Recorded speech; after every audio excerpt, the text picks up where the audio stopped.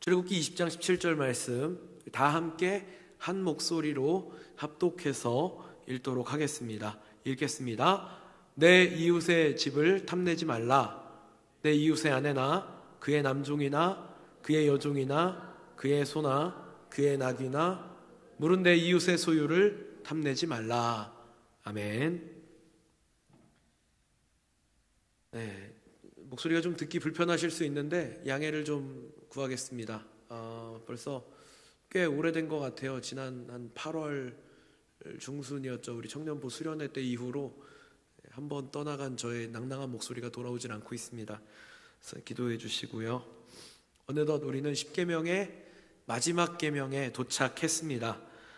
지난 시간 동안 우리는 하나님의 계명 앞에 현대 사상들이 현대 사회를 어떻게 지배하고 그리고 또 하나님의 계명을 어떻게 반대하고 도전해 왔는지를 살펴봤어요.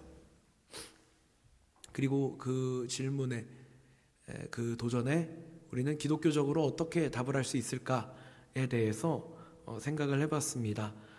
이 10가지 계명들 가운데에서도 특히 오늘 이렇게 우리가 다루게 될 마지막 계명, 10번째 계명은 사실은 법률이라고 하면 아주 독특합니다. 이 계명이 다른 계명과 아주 다른 점은 추상적이라는 거예요. 일반적으로 법은 명확해야 됩니다.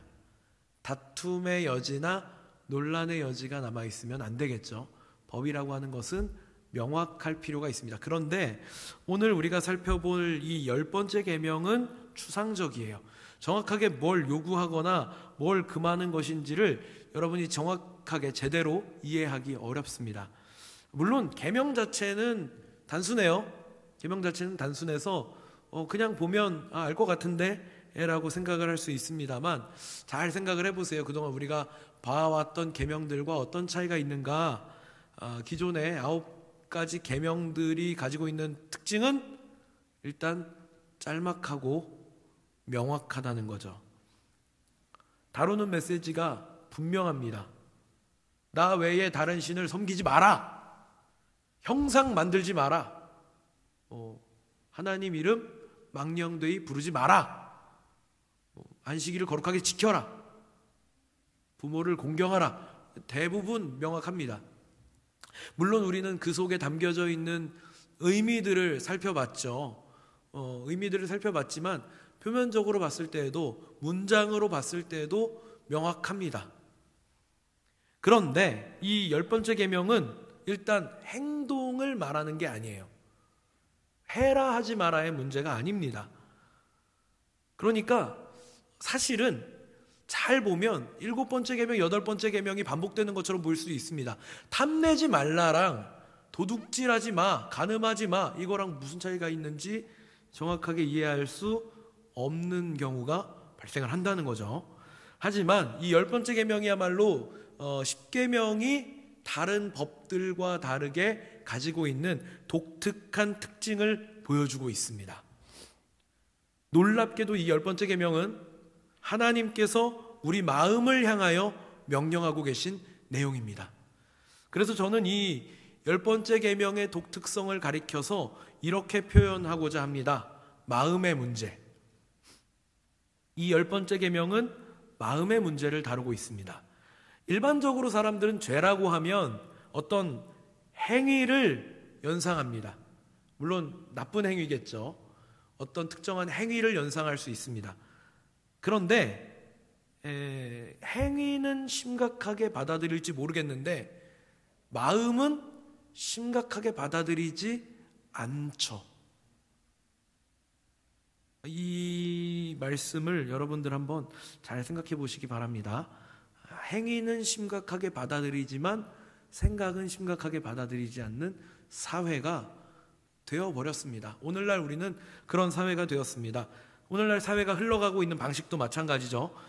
제가 계속해서 이 10계명을 다루면서 10계명을 향하여 도전하고 있는 하나님의 말씀을 향하여 도전하고 있는 현대 사회를 지배하고 있는 대표적인 사상으로 유물론을 소개했습니다. 유물론적 세계관은 뭐든지 보이는 게 우선이에요. 나쁜 생각뿐만 아니라 보이지 않는 가치들은 대부분 무의미하게 여깁니다. 물론 유물론자들은 그렇지 않다라고 변명하기도 합니다. 우리도 보이지 않는 가치를 중요하게 여긴다. 그런데 결국 근원으로 따지고 가다 보면 그 근원에는 물질적인 것밖에 남질 않아요. 인간의 정신을 중요하게 여긴다라고 말할지 모르겠지만 유물론적 세계관으로 이해하자면 인간의 정신 활동은 결국 신체가, 생명이 작동하는 원리는 어떤 그 신호, 그 다음에 세포의 움직임, 화학작용, 이렇게 되거든요. 그러니까 인간도, 인간의 정신도 물질 세계로 치환이 가능해지는 겁니다.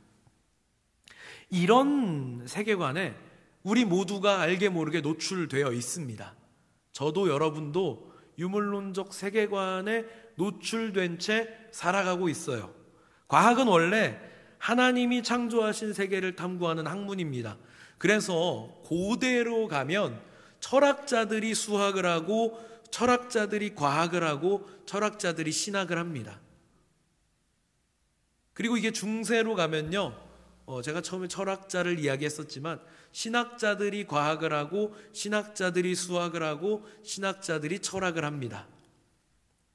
인간은 겸손하게 탐구했습니다. 하나님께서 만드신 세상과 그 세상의 질서 원리를 알아내고자 하나님 앞에 겸손하게 연구했죠. 그리고 인류 문명은 찬란하게 발전해 왔습니다. 그러나 불과 200~300년 사이에 우리 인류는 하나님의 창조를 부정하고 대신에 물질이 우연을 거듭해서 만들어진 세계를 말하고 있습니다. 여러분들이 학교에서 과학 시간에 배우는 대부분의 이야기들이 이런 세계관을 배경으로 하고 있죠. 그러니까 유물론적 세계관은 이미 우리 생각을, 저와 여러분의 사고를 알게 모르게 지배하고 있다라고 하는 겁니다. 저는 여러분들보다 빨리 대학 생활을 했어요. 저하고 여러분들하고 나이 차이 많이 안 나니까 안 웃으면 되게 민망해진 상황입니다. 우린 비슷한 시대를 살고 있다고 저는 생각을 해요. 저도 MG, 감사합니다. 소리내서 웃어주셔서 감사합니다. 제가 대학 다닐 때 한참 그런 일들이 있었습니다. 대학을 과거에는 지식의 상아탑이라고 불렀습니다. 그러니까 그곳에서만큼은 어떤 그 학문이 연구되는 것이 철저하게 지켜지는 그런 가치가 있었어요. 그런데 제가 학교 다니던 시절에 벌써 시작된 게 뭐냐면 철학, 사학, 국문학 이런 학과들이 점점 설 자리를 잃어가는 겁니다. 특히 경쟁력이 떨어지는 학교들은 이런 인문학을 다루는 전공학과들을 통폐합시키기 시작했습니다. 지금 여러분들이 이제 대학 진학할 때 아마 여러분들도 뭔가 이렇게 전공들을 막 살펴보셨을 텐데, 지금 제가 말씀드렸던 이런 학문들을 다루는 학과들이 많이 줄었다는 것을 아마 지금 보면 모르실 거예요. 과거에 저보다 조금 더 이전에 대학을 다녔던 분들이 보는 것과 지금 여러분들이 보는 전공이 많이 달라졌다는 것을 아마 그냥 시대만 보면 모르실 겁니다. 그러나 그 사이에 한 20년 가까운 사이에 되게 많이 이런 전공들을 다루는, 인문학을 전공으로 다루는 학과들은 많이 통폐합됐습니다. 대학 교육조차도 아웃풋을 우선시하는 모습으로 우리 사회가 바뀐 거예요. 앞에서 말씀드렸던 대로 지식을 다루던 전당에서 취업사관학교가 됐습니다. 대학들의 능력을 평가할 때 취업한 인원의 명수를 따지는 것이 그 학교의 학과들이 어떤 연구 성과를 내고 있고 어떤 그 교수님이 어떻게 학생들을 지도하는지, 어떤 학자들이 그곳에서 연구를 하고 있는지, 이런 가치를 다루지 않고 있어요. 그죠? 취업률. 그죠? 아이러니하게도 현대 철학은 스스로 이 철학이, 인문학이 설 자리를 발로 차버렸습니다. 제가 현대 사회를 규정하기 위해서 많은 현대까지 근현대 철학의 흐름을 여러분들에게 계속해서 소개해 왔는데, 그 결과가 뭐냐? 대학에서 더 이상 철학을 가르치지 않게 되었다 하는 것입니다. 이제는 더 이상 인문학이나 철학이 중요한 가치를 다루는 담론이 되지 못합니다. 그러니까 대학들도 이게 심각하다는 걸 느끼니까 교양 필수로 뭘 가르치려고 해요. 애초에 그런 전공들을 다루지 않고 있다 보니까 깊이가 한없이 떨어집니다. 인문학이 중요한 이유는 생각하는 힘을 길러주기 때문이에요. 그런데 이걸 공부하고 연구할 이들의 기회가 점점 줄어들고 있습니다. 이걸 연구해야 할 학자들이 설 자리가 점점 줄어들고 있습니다. 사회는 점점 결과 위주로 돌아가다 보니까 어느덧 우리는 이런 현재 일어나고 있는 문제들에 대해서, 이런 현상들에 대해서 생각할 힘을 잃어가고 있죠. 아니, 어쩌면 잃어가고 있는 것이 아니라 이미 다 잃어버린 건지도 모르겠습니다.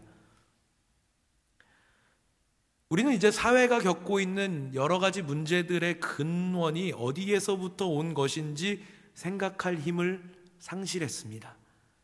그러니까 현상만 자꾸 쫓게 되니까 답을 못 내리는 거예요. 우리 사회에 이 만연해 있는 여러 가지 문제들을 한번 여러분 생각해 보시기 바랍니다. 심각한 문제들도 많죠. 출산율이 점점 떨어지고 있다든지. 근데 이 문제가 어디서부터 시작됐다라고 누구도 답을 내리지 않고 있어요. 심지어는요, 과거에는 교회가 사회가 요구하는 어떤 문제에 대한 답을 제시해 왔었습니다. 그런데 이제는 교회에서도 답을 못 내죠. 일단은 사회가 교회에 질문을 하지 않고요, 물어보든 물어보지 않든 교회는 답을 하기 위해서, 계속해서 답을 던지기 위해서 노력을 해와야 했는데 지금은 관심도 없습니다. 사회 문제에 대해선 얘기하지 않으려고 하죠. 제가 여러분들과 이 십계명을 다루는 사실은 10주밖에 되지 않는 시간인데요.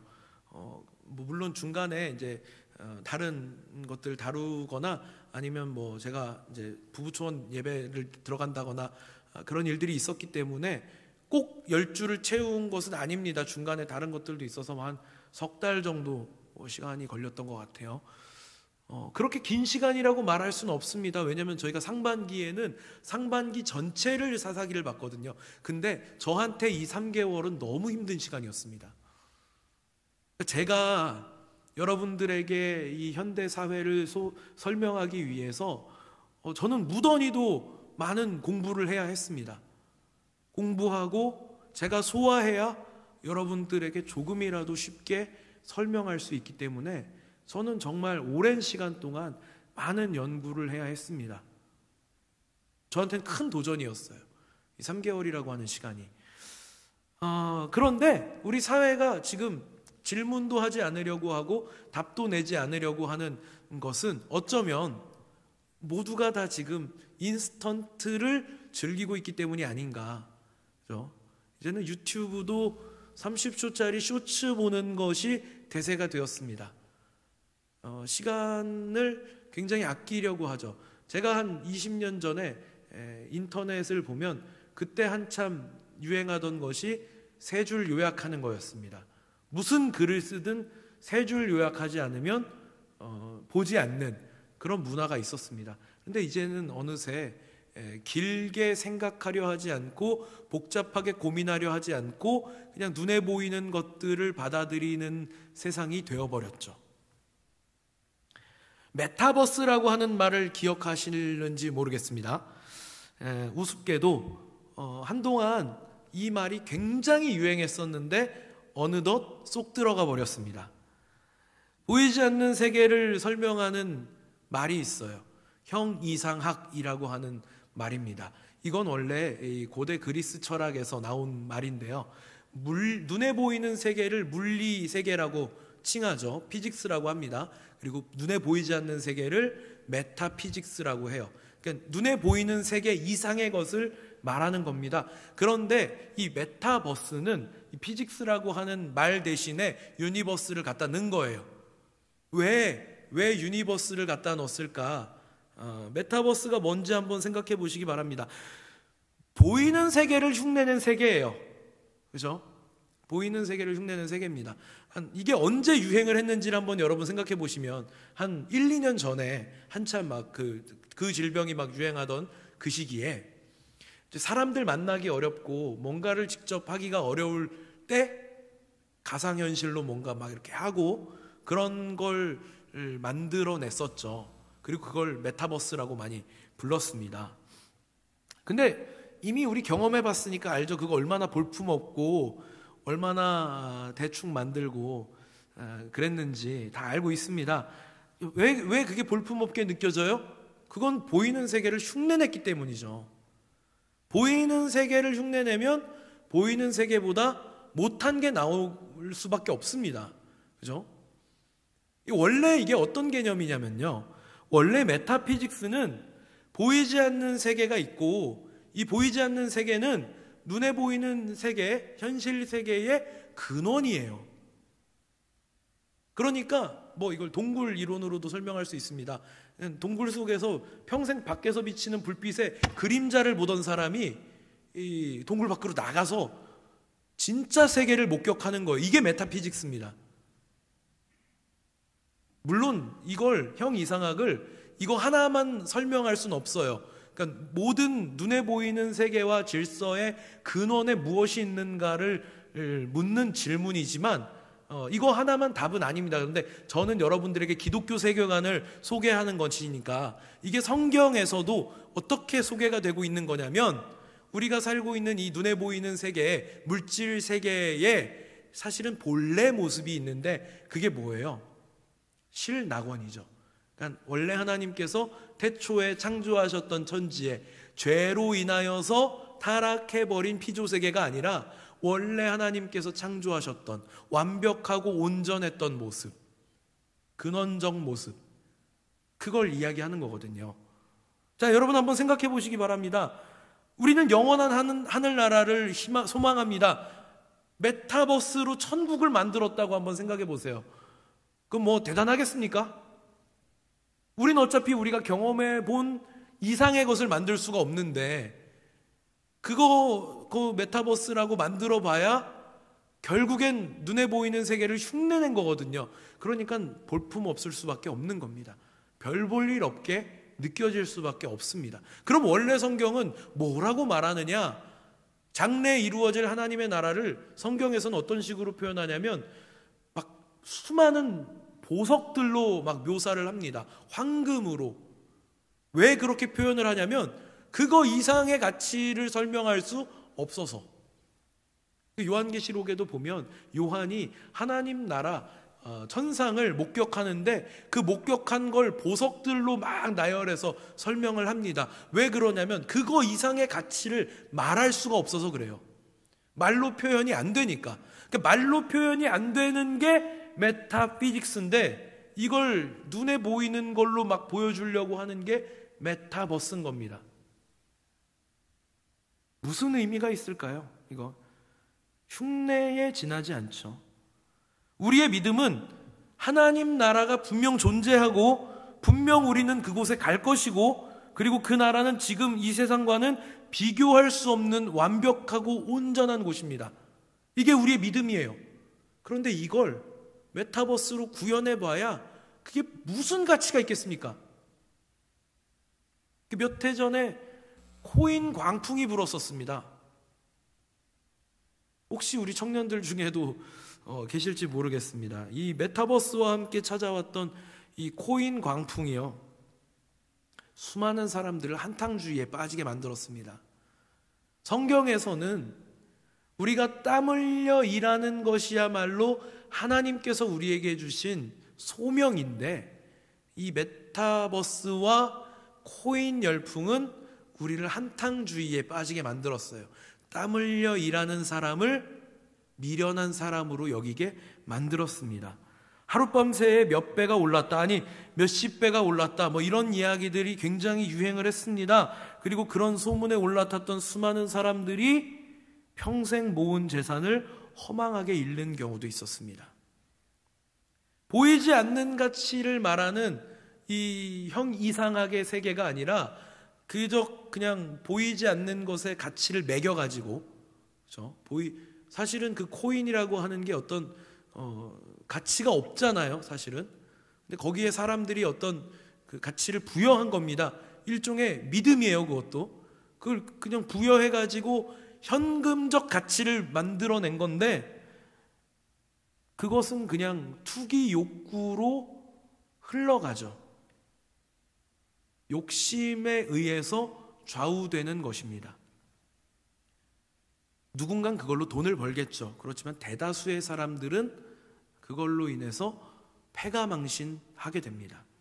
이것이 오늘날 현대사회가 전통적인 세계관을 부정하고 물질 세계가 전부인 양 여겼을 때 나타나는 모습의 반영입니다. 자, 여러분 한번 생각해 보세요. 이 속에서 나쁜 생각 따위를 다룰 여유가 생길까요? 눈에 보이지 않는 것들에도 가치를 부여하려고 하는데, 그 가치가 없으면 논의 자체를 하지 않으려고 하는데, 나쁜 생각이 중요한 화두가 될 수 있을까요? 그럴 수 없습니다. 하지만 십계명은 분명히 이런 나쁜 생각이야말로 우리가 저지르는 죄의 근원이라고 말씀하는 거예요. 모든 악은 우리 마음에서부터 시작됩니다. 탐심을 우리의 모든 죄의 뿌리라고 말합니다. 그렇기 때문에 하나님께서는 이 십계명의 가장 마지막에 마음의 문제, 탐심에 대하여 자세하고 강력하게 경고하고 계시는 것입니다. 그리고 하나님 백성 공동체 안에서는 이런 나쁜 생각은 자리 잡을 수 없다. 이것은 심각한 문제가 된다라고 하시는 겁니다. 이원론이라고 하는 세계관이 있습니다. 이거는 이제 영은 선하고 육은 악하다 정도로 이해를 하시면 좋습니다. 물론 그게 다 이원론은 아닙니다. 이원론이 가지고 있는 굉장히 또 다양하고 풍부한 설명들이 많은데, 그냥 심플하게만 말씀을 드리면, 특히 우리 기독교 안에서 쉽게 범하는 이원론적 잘못이 뭐냐면, 영은 선하고 육은 악하다. 왜 그래요? 우리가 육체를 입고 있는 동안에는 죄 짓기가 너무 쉽잖아요. 그런데 이 육체로부터 자유로워지면 일단 죄 지을 일은 없으니까, 육신이 곧 죄를 불러오는구나, 이렇게 생각을 하게 만들거든요. 그렇지만 분명히 10번째 계명은 뭐라고 말씀하냐면 마음에서 우러나는 죄가 있음을 말씀합니다. 하나님께서는 우리의 몸뿐만 아니라 우리 마음도 온전히 거룩하기를 원하십니다. 이것이 하나님의 계명 어느 하나에라도 어긋나게 되는 지극히 작은 욕망이나 생각이라도 있지 않기를 원하신다는 거예요. 그러니까 하나님의 법이 세상의 법과 다른 겁니다. 세상의 법은요, 마음에 대해서 명령하지 않습니다. 나쁜 마음 먹지 말라는 법이 없어요. 이걸로 처벌할 수 있을까요? 누가 나쁜 생각 마음에 품은 걸로 법으로 처벌받는 경우가 있을까요? 없습니다. 그렇게 할 수 없어요. 왜 그래요? 나쁜 마음은 증거가 남지 않기 때문입니다. 지금 강단에서 설교하는 제 마음에 어떤 마음이 있는지 여러분은 알지 못하실 겁니다. 빨리 예배 마치고 집에 가서 쉬고 싶다, 그런 마음을 품고 있지 않지만 그런 생각을 하고 있는지, 아니면 제가 설교하면서 지금 자리에 앉아 계시는 여러분의 마음이 어떠한지를 알지 못합니다. 설교 되게 지루하다, 빨리 집에 가고 싶다 일지 그러지 않으시리라 믿습니다. 사람은요, 다른 사람의 마음을 알지 못합니다. 그러니까 마음을 문제 삼아 처벌할 수 없는 거예요. 그렇지만 하나님께서는 마음으로 짓는 죄도 분명히 평가를 하신다는 겁니다. 심판을 하신다는 겁니다. 그렇기 때문에 이 십계명은 하나님께서 만드신, 하나님이 주신 법이다라고 할 수 있는 거죠. 사람은 외모로 판단합니다. 겉으로 드러나는 걸로 판단을 합니다. 그렇지만 하나님께서는 중심을 보십니다.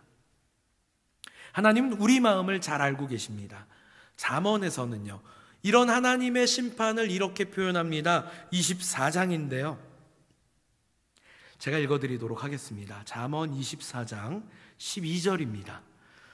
내가 말하기를 나는 그것을 알지 못하였노라 할지라도 마음을 저울질하시는 이가 어찌 통찰하지 못하시겠으며 내 영혼을 지키시는 자가 어찌 알지 못하시겠느냐. 그가 각 사람의 행위대로 보응하시리라. 아멘. 이상한 거예요. 앞에는 마음을 말씀합니다. 영혼을 말씀합니다. 그리고 행위를 이야기하죠. 그런 거예요. 이 마음, 영혼, 행위는 떨어지지 않는다는 겁니다. 많은 사람이 쉽게 죄를 짓는 이유는 죄가 드러나지 않을 거라고 생각하기 때문입니다. 그렇지만 하나님께서는 중심을 보고 계십니다. 여러분의 마음, 여러분의 영혼을 감찰하시기에 여러분의 행위를 판단하신다는 거예요. 그러면 왜 이웃을 탐내지 말라고 할까요? 그냥 나쁜 마음 먹지 말라가 아니라 왜 이웃의 것을 탐내지 말라고 하는 걸까요? 이런 거예요. 우리는 하나님이 우리 마음을 살피시는지는 알고 있습니다. 그러니까 하나님을 의식하고 마음으로 죄짓지 않으려고는 노력을 해요. 그런데 우리 이웃은 우리 마음을 모르잖아요. 그죠? 그러니까 너의 이웃이 네 마음을 모르더라도 내 마음을 감찰하시는 하나님을 두려워하라 라는 말씀인 겁니다. 내 이웃의 것을 네가 탐내는 걸 네 이웃은 모를지라도 하나님은 알고 계시다. 하나님을 두려워해라 하는 겁니다. 우리는 하나님이 우리를 불꽃 같은 눈동자로 지켜보고 계신다는 사실을 잊어서는 안 됩니다. 물론 죄로부터 마음을 돌이킨 하나님의 사람들도 이런 나쁜 생각으로부터 자유로울 수 없습니다. 우리에게도 이 나쁜 생각은 호시탐탐 기회를 노려서 어떻게든 언제든 우리를 무너뜨리려고 사탄의 공격으로 찾아옵니다. 그럼 우리는 어떻게 반응해야 될까요? 어차피 나쁜 생각으로부터는 자유로울 수 없으니까 그냥 우리 나쁜 생각 정도는 포기하고 삽시다 해야 될까요? 그렇지 않다는 겁니다. 우리는 날마다 끊임없이 우리 속에서 차오르는 탐심, 탐욕, 정욕으로부터 싸워내야 합니다. 날마다 하나님의 말씀으로 저와 여러분을 거룩하게 지켜주시기를 축복합니다. 하나님께서 성령 충만을 허락하셔서 우리를 무너뜨리려는 사탄의 계략으로부터 사탄의 계략이 무력해서 그로부터 우리가 이겨낼 수 있기를 축복합니다. 여러분들이 이 나쁜 생각을 이겨내고 경건한 생각을 해내셔서 이 경건한 생각으로부터 비롯된 경건한 행동으로 경건의 열매를 맺으시기를 축복합니다. 우리 마음을 살펴보시는 인생의 주인이 되시는 우리 하나님께서 우리 모두를 거룩하게 하시고 우리 주님 예수 그리스도께서 이 땅에 다시 오시는 그날까지 저와 여러분이 흠없이 지켜지기를 축복합니다. 저는 오늘 이 십계명을 마치면서 우리가 꼭 생각하고 지켜야 할 것들을 다시 한번 살펴봅니다. 이 10번째 계명은요, 결국 앞에서 살펴보았던 9가지 계명들의 총정리라고 볼 수 있습니다. 이웃의 것을 탐내지 않는 것으로, 우리의 마음을 지켜내는 것으로 하나님을 두려워하라 라고 하는 말씀인 것입니다. 모두 자리에서 일어나겠습니다. 이 모든 계명의 결론은요, 우리가 마땅히 미워할 것을 미워하고 또 사랑할 것을 사랑하라는 말씀으로 요약됩니다. 그래서 이제 신약에서 예수님께서 율법이 뭐냐, 율법을 요약하면 뭐가 되냐, 하나님을 사랑하라 그리고 이웃을 내 몸과 같이 사랑하라로 요약하시는 것이 되는 것입니다. 우리는 하나님의 속성을 가리켜서 공의와 인애의 하나님이라고 합니다. 말은 어렵지만 그냥 이렇게 이해하시면 쉽습니다. 하나님은 악을 미워하시고 약자를 보호하시고 하나님의 백성에게 무한한 사랑을 베푸시는 분이시다라는 것입니다. 이러한 하나님의 형상을 닮은 우리도, 하나님의 형상을 따라 지음받은 우리도 하나님의 성품을 닮아야 합니다. 십계명이 우리에게 요구하는 것이 바로 이런 겁니다.